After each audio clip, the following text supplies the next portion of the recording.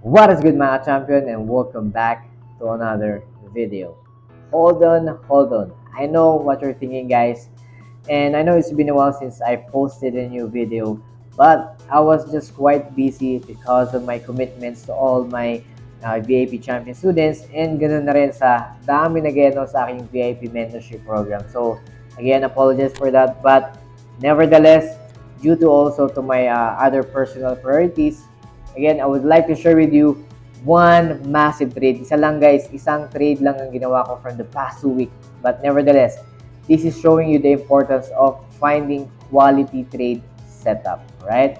So, just to give you an overview, ano nga ba yung nakuha kong trade? So, I'll share with you the step-by-step process. Ano nga ba yung naging thought process ko from this Euro Pound trade for this long position providing me massive 1:11 risk to reward ratio. Right? So, explain sa inyo and saan ko nasaktohang session to. But technically, makita man natin that I have executed this trade from London session. As I have mentioned, I will share with you the step-by-step process and of course, yung thought process ko, how I managed and caught this massive trade from the past 2 weeks. I just held the trade for quite some time, but it provided me massive results from this single trade. Alright? So again, thank you so much to all my TFP VIP champion students all over the globe, subscribers, followers, and sa lahat po ng mga sumusuporta. Alright?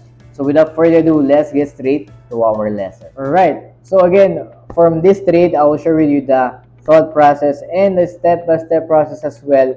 Ano nga ba yung ginawa ko and how I managed and caught this massive trade. So this will give you the importance of finding quality trade setup more than quantity. Okay? So, hindi naman tayo nagpaparamihan ng trade. But nevertheless, it is all about quality trade setups. Right? So, what do we have here? So, first things first, diba? Sabi nga natin, incorporating our basic retail. Okay? Our basic retail trading strategy using TFP War System. So, if you haven't checked out my TFP War System lesson, okay, it's around 35 minutes long. So again, you may want to check that out from my past video. So yeah, so this will provide you the idea on how to execute the trade on a just basic setup. Okay, so again, ano nga ba yung naging thought process ko? So first things first, diba, as a drill, diba, alam na natin yung ginagawa natin, is we always try to make sure na binabasa natin yung market structure. If possible, is you may want to group your market structure para alam nyo nasan yung transition point and nasan yung reversal point kung nagbabago na ba ng characteristic or trend yung yung market. Okay? So coming from this view, di ba? Kita naman natin that the market went from a series of what? Di ba? Uptrend, higher high, higher lows, and then suddenly nagkaroon ng massive drop. Okay? So again, I am on a daily time frame, meaning I'm looking at the chart on a daily perspective, on a bigger picture before we go down sa lower time frame for the proper execution. So I always emphasize and utilize multi-time frame analysis and top-down analysis. Okay, so alam natin that the market nagkaroon tayo ng massive drop. Nevertheless, it continue creating a weakness. Okay, so nagkaroon tayo ng lower high and then suddenly nagkaroon again ng lower low. Okay? Okay, so itong lower low na to, di ba? It has a multiple reaction from the past given this support level. Okay? So as we continue reading our market structure towards our current price, di ba? So makikita natin na yung market is nagsisettle ngayon sa isang support level. Okay? So makikita natin, di ba? Ito yung lower low na to. Okay? Even though yung past historical data or structure was downtrend, okay? The market now, kung makikita nyo, meron ng binibigay ng mga clues that the market is changing its characteristic and also changing its trend from one way to another. But again, may want to look into more details and other confluences before we take any execution sa lower time frame. So kaya nga, importante binabasa natin yung market structure. So at this point, okay, kita naman natin that, okay, after magkaroon ng lower low, diba, itong lower low point na to, okay, which is aligned sa ating historical support level, okay, so our current price was here, Okay? Ang current price natin nandito. And kita nyo, yung market nagkaroon ng semi-consolidation. Nagkaroon ng equal highs, equal lows. But take note, yung mga small details na kailangan tignan is, ano mapapansin nyo? Even though nagkakaroon tayo ng equal highs, there are some break, okay? There are some break confirmations na nangyari wherein the market is trying to go to the other side. Like for example, kung downtrend siya initially, nagta-transition na siya sa papunta sa taas. So, again, even though meron tayong consolidation phase, di ba? So, given from this lower low, ano mapapansin nyo? Di ba? Yung next niya is nagkaroon ng strength. Ibig sabihin, nagkaroon ng higher low while transitioning coming from this consolidation. And then what happens next? The market now broke through this equal highs. Diba? So, ibig sabihin yan, market somewhat giving us clue na ang market gusto niyang tumaas. But again, we may still have to confirm dun nga sa lower time frame for the proper opportunity. Okay, tandaan nyo, meron ditong increasing of strength pagdating sa momentum. Ibig sabihin tumataas. Bakit? Nagkaroon tayo ng ng higher low, di ba? So from this low, nagkaroon tayo ng higher low even though meron tayong semi-consolidation tayo providing yung resistance level or equal highs. Okay?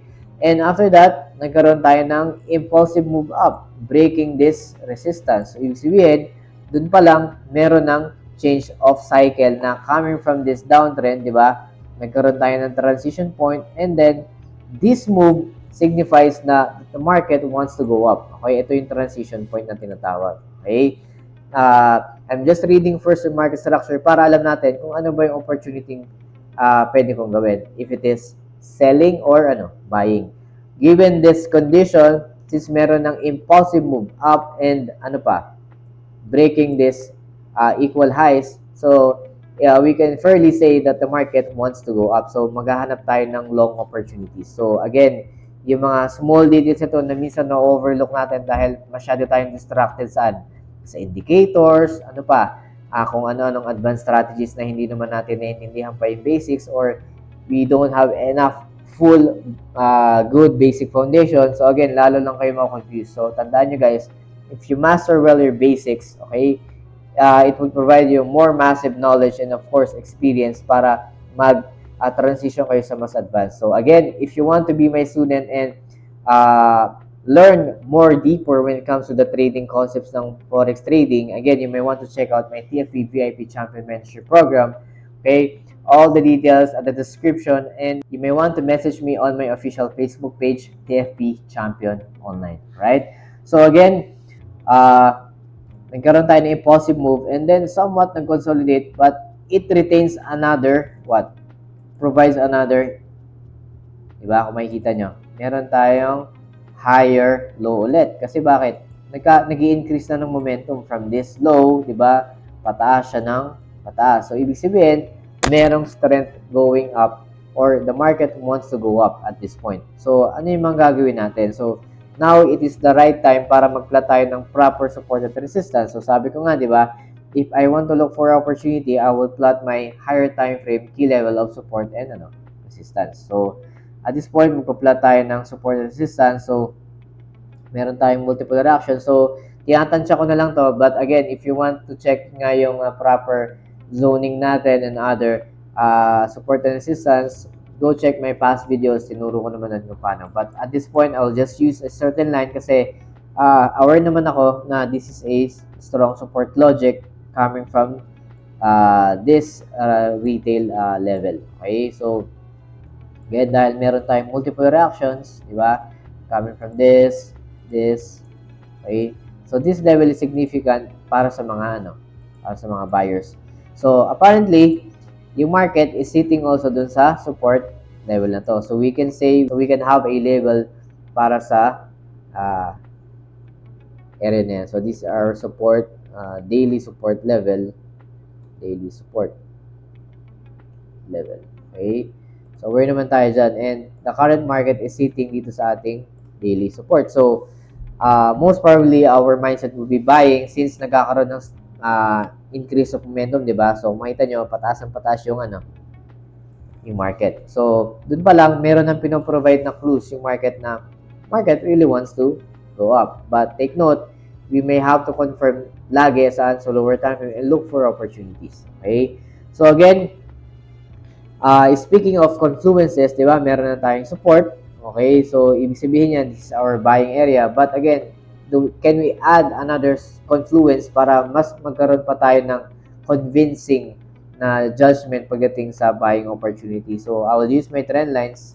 Okay, so again, okay, so which means, okay, sabi nga natin, sa rules ng ating TFP-WAR system, at least 2 confluences is required para masabi natin na yung area natin or high probability trade setup is nasa tama ka. So, ibig sabihin, if we're going to have a buy high probability trade zone, ibig sabihin, kailangan nasa ibabaw ka ng horizontal support and trend line support. Okay? So, at this point, I am on a high probability trading zone on a higher time frame, which means I can treat this level as a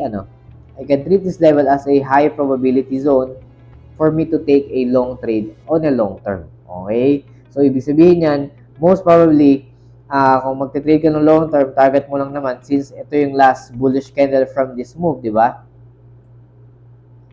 Okay, from this move, makita nyo puro bearish candles and the last bullish candles ito. So, you can take the target for take profit later on at this level. Okay, this sa week ng yan, di ba? Ng bullish candle. So, yan lang yung ating reference on a long term na dyan tayo magti-TP or dyan tayo maglalagay ng target natin or take profit level kapag magti-take tayo on a long term perspective. Okay? So, aware tayo, tandaan nyo guys, aware tayo na nasa loob tayo ng isang malaking HPT zone. Kasi bakit? I am above horizontal support and I am above trend line support. So, when it comes to the third confluence such as yung ating counter trend resistance, so again, kung titignan natin yung overall structure, okay, most probably dito pa siya tatapat. So, ibig sabihin na squeeze tayo sa loob ng isang triangle. Okay, so if I were to extend tong, delete ko lang tong mga lines. Okay, if I were to extend itong trend line support natin, di ba? So, meaning we are squeezed in the opportunity of providing trading range within this triangle. So, again, if I were to take a long position on a long-term perspective, okay, most probably, hanggang dito muna yung TTP ko. Okay? I would not be crazy enough para mag-assume na ang market is tataas na yan. Not unless it broke through this level. And of course, it must be in confluence with above this counter trend line resistance para mas maging long-term yung move natin na pataas. Okay? Otherwise, we are still confined in this level of trading range. So at this point, anong gagawin natin? So, do we have any clear evidence na pwede na tayo mag-take ng long position? Of course, wala pa sa ngayon. Nandito pa lang tayo sa loob ng high probability trade zone. So, dyan na mag-matter yung inyong knowledge of top-down analysis and multi-time frame analysis. So, again, even though nandito tayo sa high probability trading setup for a long position sa higher time frame, that doesn't mean na pwede tayo mag-execute ng long position. So, that is a time that we will now go down sa mas mababang time frame to look for more clues at other conditions that will satisfy yung ating TFP WAR system as a buy position. So, pupunta ako ng 4 hours. Alright? So, what can we see? Okay? So, 4 hours, meron tayong bullish candle dito. Okay? And ano nga ba yung ginagawa natin usually? So again, if I were to buy, I want to make sure that I would have to break a certain resistance level. So saan manggagaling yung resistance level? That is from your previous 4-hour high nung candle na yun. Okay, dito sa previous 4-hour high natin. Okay? So ito ngayon yung magiging Okay? Yun yung magiging resistance ko. Bakit? Tandaan nyo, if talagang tataas ang market, it should be breaking itong previous bearish candle natin. At yung high nun, yung range na to, okay, yung wick niya would serve as your resistance. Kapag nabasag yan, that would signify that the market wants to go up. Dito saan? Sa time frame na to, which is yung ating 4 hours. Okay? So all we have to do is wait and mark this as our 4-hour previous candle high. So aware naman tayo na 4-hour previous candle high yan, di ba? Okay? So just mark this as for each yan, for each high na lang. Okay? So, provided that we have our 4-hour previous high that will serve as our resistance, again, we want to make sure that the market will have to push through and show momentum as a bullish perspective. Okay, so sabi nga natin, gusto natin is magkaroon tayo ng close body above nito para this will solidify that the market really wants to go up. Okay, so at this point, all we have to do is wait since we are now sitting at a high probability trade zone sa ating higher time frame. Okay, so what happens next? Okay, so kung makikita natin, the market still provided bearish candle at this point, so which means wala pa tayong confirmation that we don't have any reason yet para bumaba pa ng lower time frame as a means for execution. Alright, so at this point, market broke through this 4-hour previous candle high. So that solidifies that the market wants to go up and there's a momentum of buyers going on from this level of support, horizontal support, and trendline support coming from the higher time frame. Okay? So anong gagawin natin next? So since meron na tayong breakout dito sa ating 4-hour high, di ba? Dito sa 4-hour previous candle high na nabasag. So this will give me a reason na pwede pa tayong bumaba sa lower time frame. Okay? Now that we have a breakout of 4-hour previous candle high, okay, I will now have to find more clues sa mas mababang time frame such as more structures and a clear perspective para mas magkaroon tayo ng reason in order for us to satisfy yung ating TFP water system rules, okay, as a long position. Okay, so now I will go down sa lower time frame, 1 hour.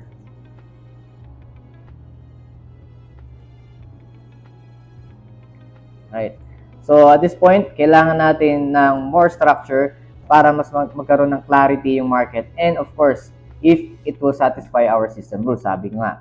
So at this point, makikita natin, meron tayong breakout ng 4-hour previous candle high from this 1-hour perspective. So maybe I can add more confluences such as trend lines, whether nasatisfy na ba yung rules natin. Okay? So I will use trend lines. Okay?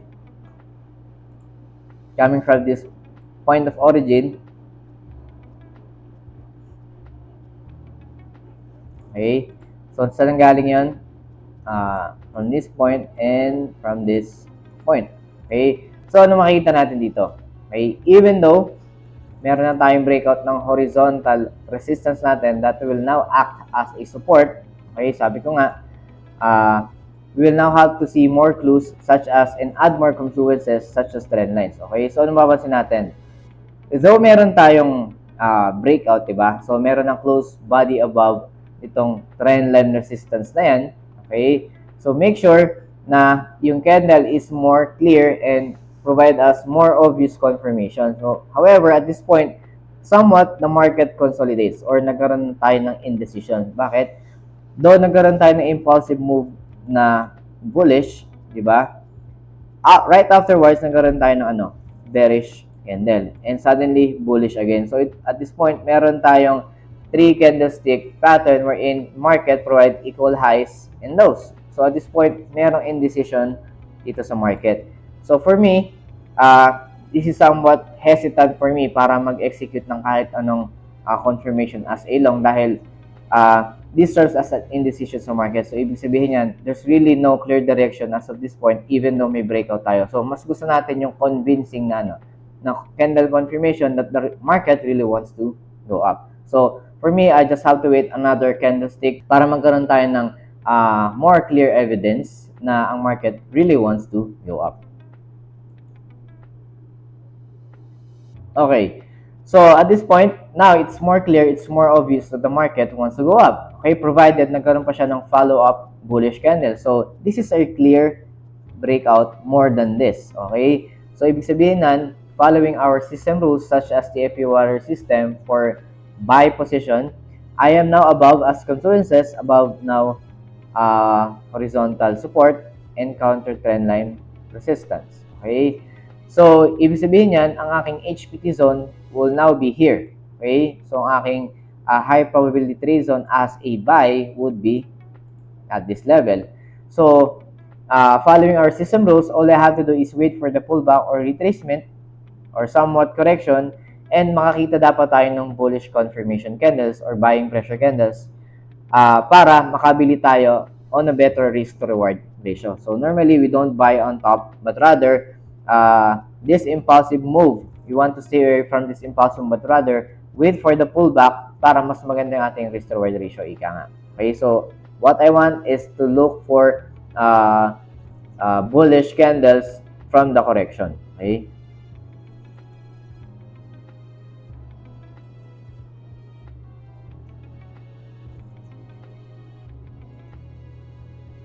Alright. So, now that the market reacted dun sa ating HPT zone, okay, tandaan nyo, on an hour perspective, currently, I don't see any bullish candles yet. Okay, but nevertheless, I still have to wait. I still have to confirm.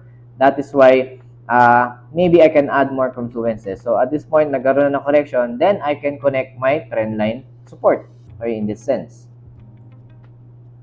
Okay, so which means, yung minarkahang HPT zone, ito talaga yung tinutumbok niya. Diba? Because I will now be above itong counter trend resistance, trend line support, at horizontal support. So this will satisfy our system rules as a means for a better quality trade setup. Okay? So all I have to do is wait for a bullish candle and make sure na convincing yon as a means of buying position. So let's check what happens. So currently market consolidates given this doji. Okay, so this marks that we have to be patient and not impulsively trade dahil lang nagkaroon tayo ng breakout or nagkaroon tayo ng pullback. Again, we must satisfy our rules in order for us to have a quality trade setup, and of course, we'll provide a better quality trade results. Ika nga. Okay? So makita nyo, meron pang strength ng bearish dahil nakakaroon siya ng mga rejections. At the same time, this strong impulsive move ng sellers acted na there is presence still ng mga sellers. Alright.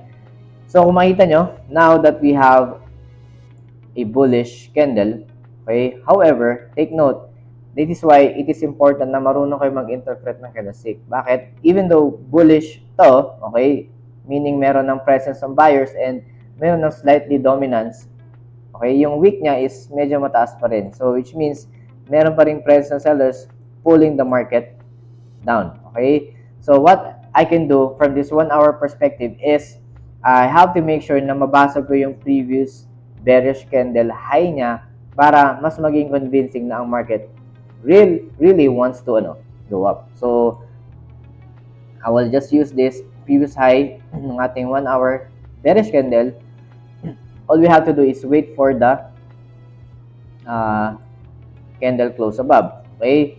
Para lang mas maging convincing. Kasi kung makita nyo, nagko-consolidate yung market dito and meron pang presence ng sellers. So, in order to break that cycle ng mga sellers is kailangan ko mabasag tong 1 hour previous candle high. Okay? So, I'll just label this as H1 high.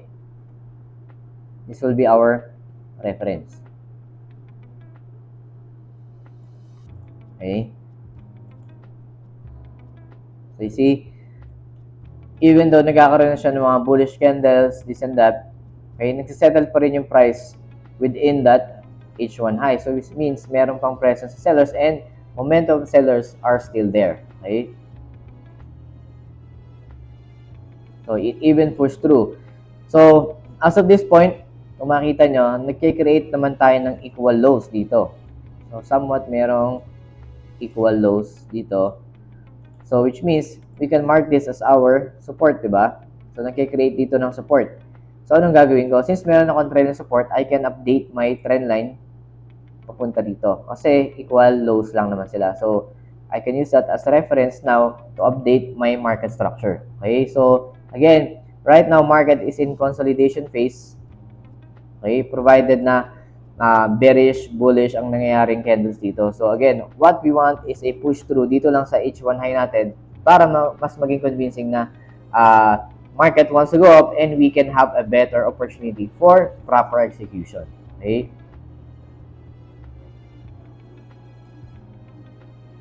So again, we have to wait patiently so that our reasoning and logic para sa entry would be beneficial sa atin.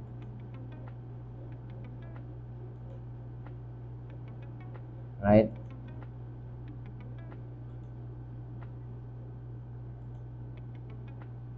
Yan. Okay. So good. Market now push through dito sa ating H1 high. So this means, okay, now it is a better chance for us for an execution. Okay? So anong gagawin natin? So I try to make sure na again, yung ating rules ay na-satisfy provided na, okay, tandaan nyo, dun sa ating higher time frame, I am now on a high probability trade zone. Given that, on a long-term perspective. And of course, sa lower time frame, nabasag natin tong horizontal resistance na ngayon will act as a support, di ba? Dito sa ating previous bearish candle high. So ito yon. I am now above ng ating 4-hour horizontal support. Okay? At the same time, nabasa ko tong counter trend resistance. So nasatisfy din yon. And right now, we are now above, of course, ng ating trend line support. So this means that we have satisfied yung ating TFPWR system buy position. Okay? Which means we are now really on a high probability trading execution. So, anong gagawin ko? For a better risk-to-reward ratio, pupunta ako sa mas mababang time frame. And that is my execution time frame as 5 minutes. What we want is a correction lang, no? Para, again, after nung tandaan natin, as a buy position, gusto natin na doon tayo nag-enter sa correction. So, again, what we want is a correction, slight correction, or even tumaas yan, what we want is a correction dito para magkaroon tayo ng reasoning para mas bumaba pa sa lower time frame. So, we can check. Okay? So, nag-pullback na. So, what I want is a bullish candle. So, tignan lang natin kung magkaroon tayo ng another bullish candle and that's the time we want to execute dun sa 5 minutes. Okay? So, is this a bullish candle setup? So, I think so. So, if I'm not mistaken, itong trade nito, dito ako pumasok, okay, sa loob nito, within this 1 hour range, okay? So, which means, itong pin bar na yan serve as my confirmation nung bumaba ako sa lower time frame. Kasi bakit? Diba? After this impulse, nagkaroon ng correction and nagpakita siya ng bullish momentum candle. So, ibig sabihin yan, market wants to go up and I want to take advantage of that. Okay? So, I will just mark this as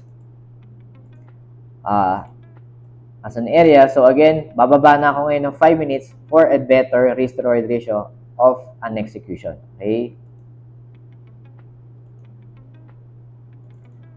So again, execution-wise, following system rules. Again, we want to have a better quality setup. And of course, it is better na mag-satisfy tayo ng rules. Okay? Same concept na ginagawa natin sa higher time frame down.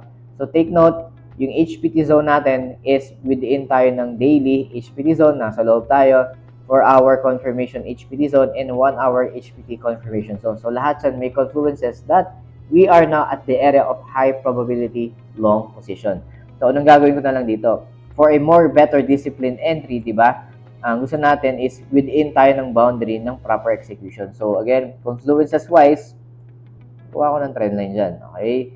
So, extend ko lang tong 4-hour high natin before na nabasag, di ba? Okay? So, which means, okay, kung makikita nyo, confluence, di ba? HPT entry is around this area as well.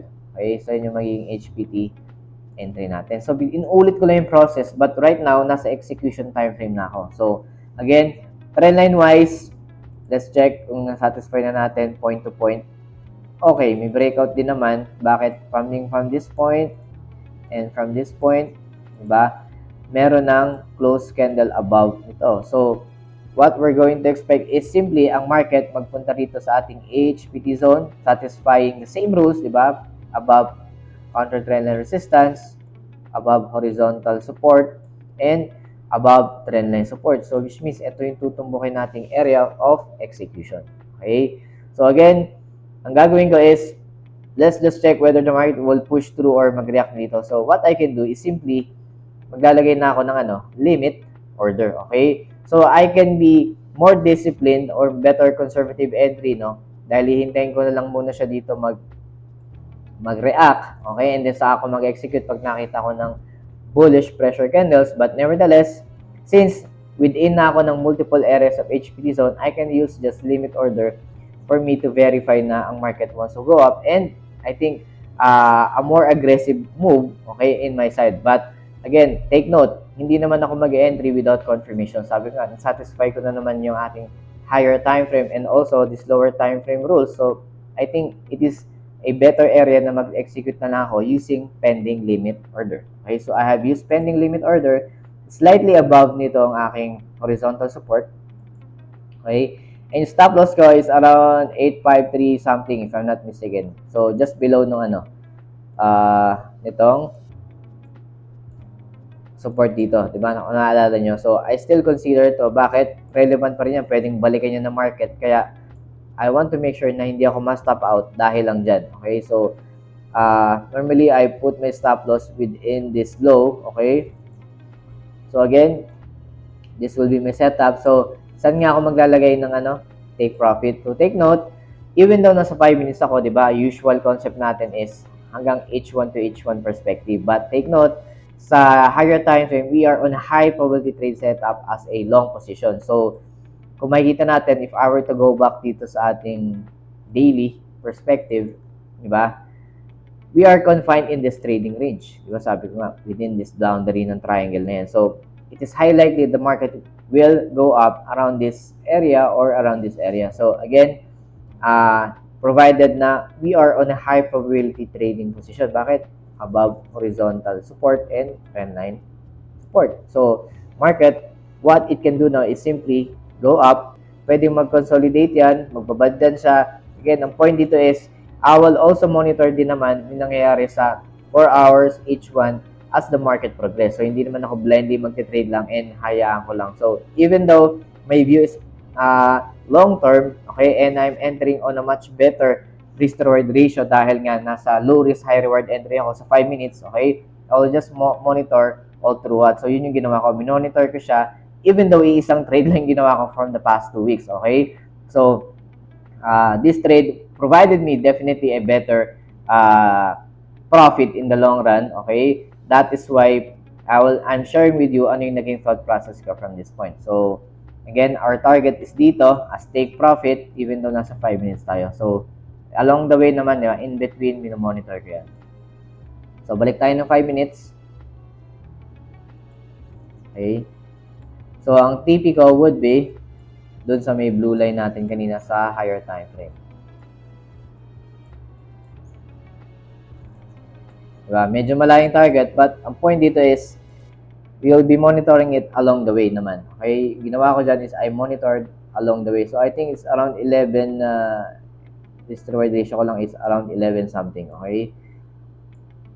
1:11. So, medyo mataas, diba? Kasi bakit? It took me like 10 days. Okay? Meaning, I held the trade for 10 days or roughly 2 weeks para mag-materialize itong trade na to. So, again, ang entry ko is slightly above nitong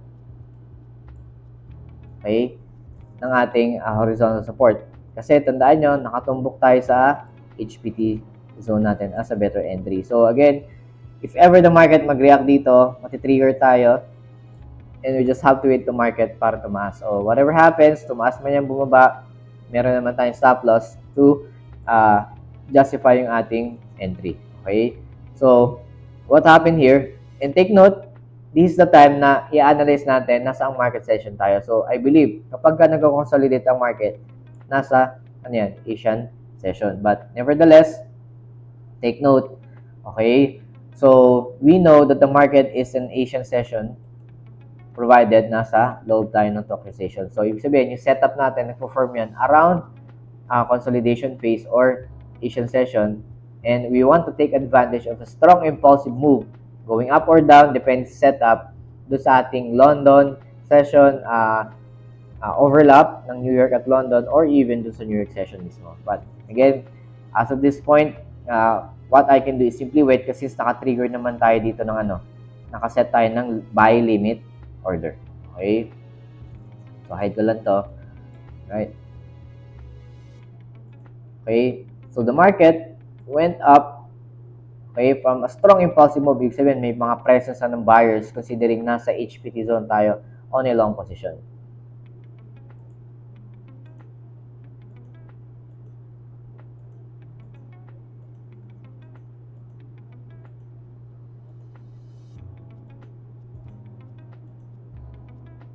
So, at this point, if I'm not mistaken, nandito ako na-trigger and at the same time, okay, meaning it's running trade na. So, although negative tayo at this point kasi the market pushed through beyond our entry. So, ibig sabihin on a negative side. But take note, we have our stop loss here intact provided we are below nitong equal lows considering that level. Kaya make sure nakikita nyo yung left side lagi sa structure kasi kung medyo tight yung stop loss nyo and you don't consider other areas ng inyong structure, baka ma-stop out kayo and masayang lang yung setup nyo and yung paghihintay nyo in the long run.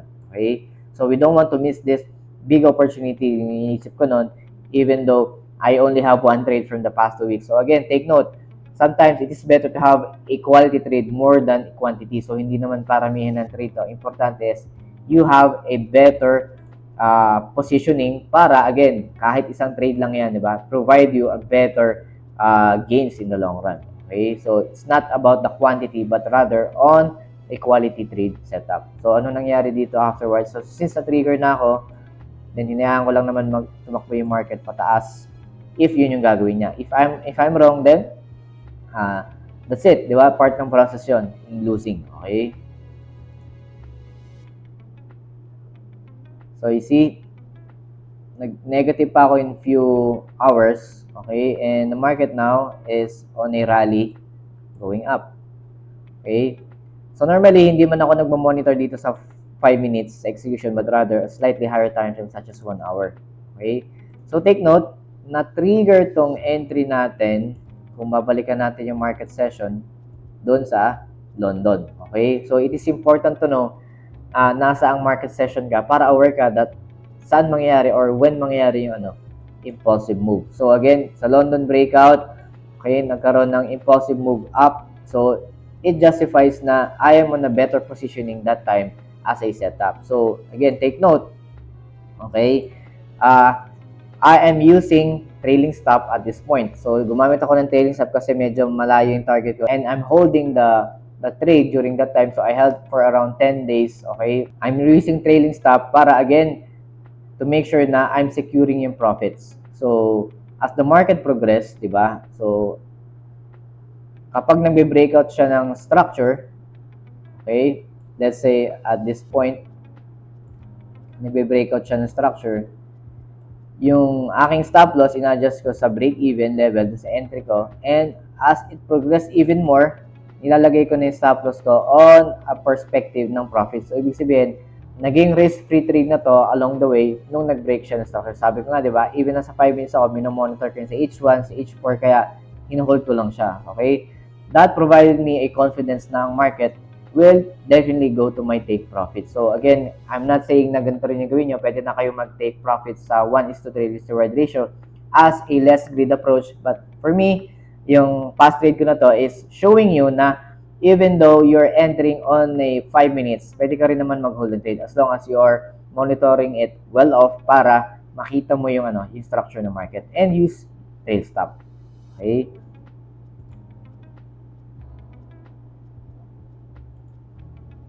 Okay, so check natin as it progress.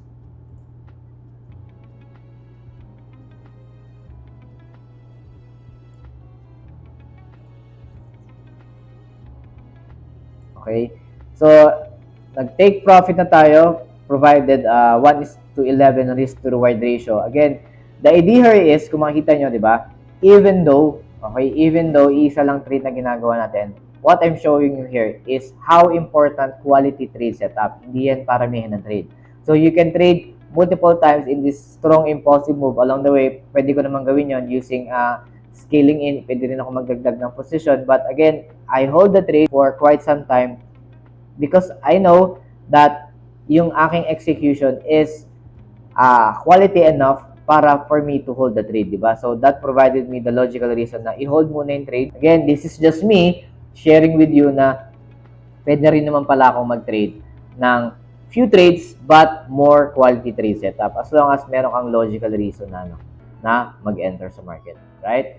So again, this is just a short video and it's a good comeback para sa atin. So alam ko marami nag-aabang, marami nagsusubaybay. Thank you so much.